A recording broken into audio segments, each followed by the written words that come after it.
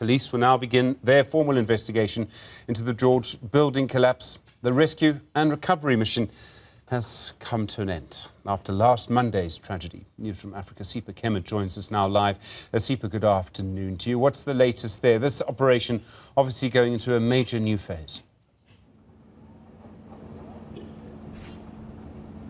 Well, that is true, Stephen. The rescue and recovery operations have ceased and come to an end.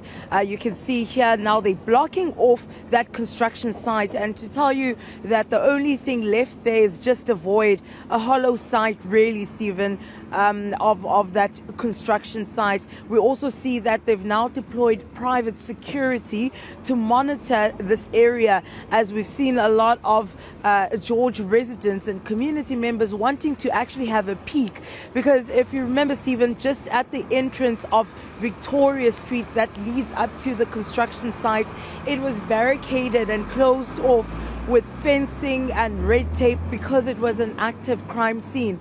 But now that it's not an active crime scene, the street has been open, but they have closed off the construction site. So that is what's happening. That's the first part that we've observed. Second part is that we've seen that they're actually cleaning the street now that was filled with rubble. You're just going to see one of the vehicles moving in now.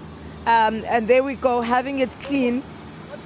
And there we go, as it goes and cleans now, as the street is going to be open for use very soon. And people won't need to go through York Street anymore. But however, the construction site will remain closed.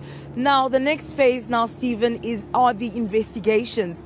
We were talking to the South African Police Service, and they were telling us that they've already started most of their investigations, because we saw from the second day on Tuesday, we saw the crime scene investigators on the scene working tirelessly together with the teams on the ground. We know that the rubble that comes from this construction site, the bricks, everything that was used as materials for the construction of that multi-story building has been removed to an area where it will be left as evidence, as the police will need to sift through that as part of the investigation.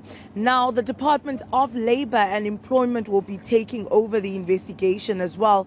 As you know, that this is also a labour matter. They need to look at certain situations like the employment process that was done here, because there's been a real issue regarding the numbers, Stephen.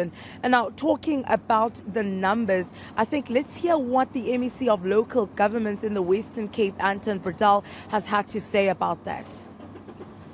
No, the search and rescue is completed. I was very pleased this morning to report to the Premier, and also thank you to the Premier for his leadership during this event or disaster. We've, unfortunately, as you know, 33 fatalities. 29 people still in hospital or alive, so 10 of those are still in hospital. The search and rescue teams has done brilliant work. They've rescued 34 people. That's a 54.8% rescue rate. If you compare this to any earthquake site to world standards, then you're lucky if you get 10% people out. So the search and rescue teams, we can be very proud of it. Yeah, remember when you enter the site, we asked, the search and rescue team asked the people, how many people are we looking for?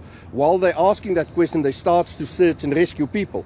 And the figures was all over the place. We acknowledge that, but it's not our fault. It's the contractor. We struggled to get the names, the subcontractors, and then also nicknames. People were known by nicknames. And then a very difficult one, we had a conversation with the embassies. Also, people changed their names quite often. So the figures, we've been honest, when we started off, they said something like 69 people. That was then after talking to the contractors, to the community, to members who worked on the site, that changed to 75 and then to 81. Currently, I'm just pleased that we don't look for 19 bodies anymore, because the site's empty. We've done our job. So it's actually good news that we've got the figure wrong of 81.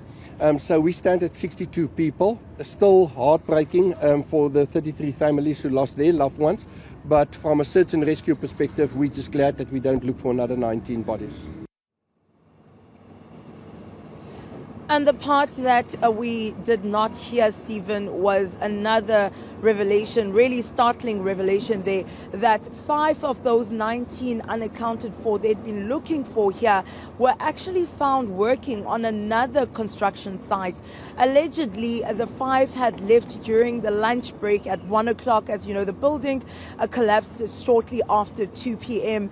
as they started working at another construction site, even though they had put their names down and registered to work on this site. So this is another issue that the Department of Labour will need to look into, the proper verification process of all the labourers that were on that construction site on that Monday last week. Sipha, Kema, for that live update. Thank you very much indeed. Live on the scene there.